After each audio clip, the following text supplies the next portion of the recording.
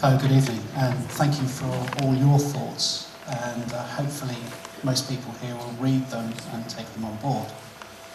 And thank you for putting up the slide you have now. I think the most important thing you're trying to tell us this evening is we need to be arguing about the strategic gap and how that land's going to be used. Most of what's been said so far, in my opinion, seems to be secondary to what it really matters in this particular application. Is that?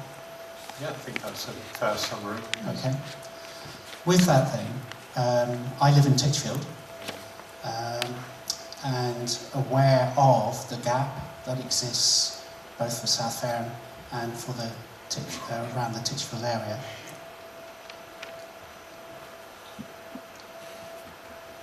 What is the legal status of this strategic gap? Or how can we use that argument to hold on to the strategic gap? And what would it take for a developer to remove that argument from us? Okay. Very, very good question. What it is not, what the legal status is not, is greenbelt. We don't have any greenbelt in the entire county of Hampshire, which might surprise you, except for a tiny bit near New Milton, which is really to separate that area from Christchurch, and that's it. So you might think most of Hampshire has got to be greenbelt. It's countryside. It isn't. So the strategic countryside gap does not have the legal protection that greenbelt does. So therefore, the only way we can protect it, we designate it. We have a policy which goes with it, which is the policy that talks about nothing should happen in a strategic gap that detracts from the strategic gap, effectively. So that policy is followed.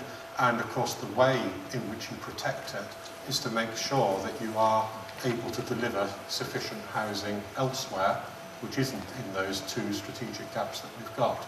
So I can't say to you, there's a legal argument that says never. If we could designate greenbelt in Fareham, we would designate both of our strategic gaps as greenbelt, and then that would have a statutory protection.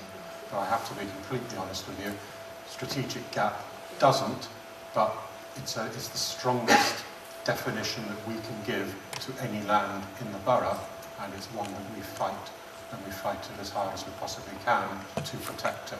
And the inspector will look at that, and he'll also look at what we're doing in terms of having allocated sites that aren't in strategic gaps for housing, and look to us to deliver on those sites so that we can protect the strategic gap.